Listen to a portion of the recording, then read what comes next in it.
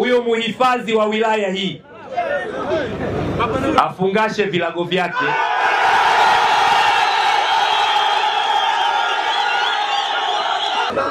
Sasa tunamuita kwenye mkutano haji, anataka mimi mkuu wa mkoa ndo nimfanyie kazi yake. Hawa watu wanaoitwa maliasili mkuu wameshindwa kufanya kazi huko mapolini, wanafanya kazi mjini. Asante. Asante kwa kunitunza. Asante sana. Utoe maelekezo kwa wanabodaboda kwamba sisi tunatafuta ni hela. Ule mkaa sio kwamba sisi tunabeba tunaenda kukoka. Tunafuata ni ajira, tunapata fedha, tunasomesha, tunanunua uwanja. By the way, wazazi wetu hawaoni macho nyumbani, tunawalea. Kali yako halmashauri ya Tunduma inachukua fedha, mbele tunagongwa, tunakamatiwa pikipiki za milioni 2 na laki 3, tunalipa laki 8 zaidi ya milioni 5. Kwa hiyo tunawatamani mkuu wa mkoa unaweza kutoa maelekezo, hawa mali asili ni watu wa misitu, sio watu wa mjini. Wakakae kwenye misitu, sisi tufanye kazi mjini. Watu wa TFS wako wapi? Niliagiza tangu jana kwamba TFS waje kushiriki kwenye kikao chetu. Wako wapi?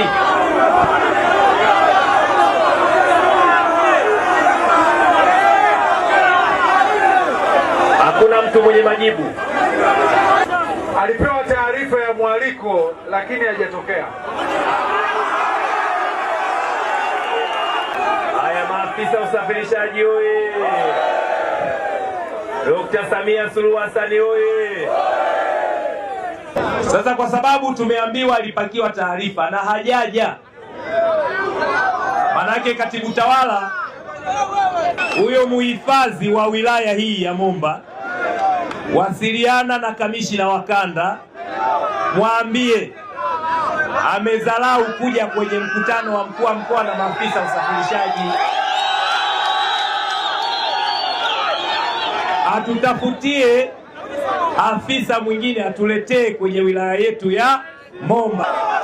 Mimi sijasema kwamba wanafanya makosa kukamata mkaa. Wana haki ya kutekeleza sheria. Swala la utunzaji na uhifadhi wa mazingira pamoja na misitu yetu ni ajenda ya kipaumbele, ni ajenda ya dunia. Nyinyi mna simu janja, si ndio?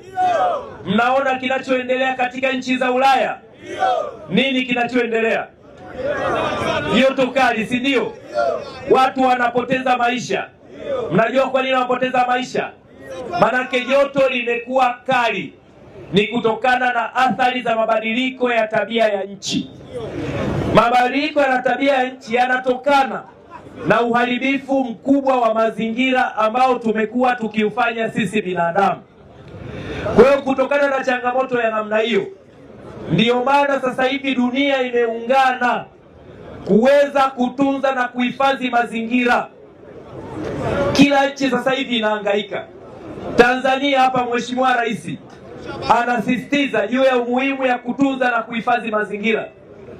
Tunahamasisha watu watumie nishati safi ya kupikia, watumie gesi, watumie umeme, lakini watumie mkaa mbadala.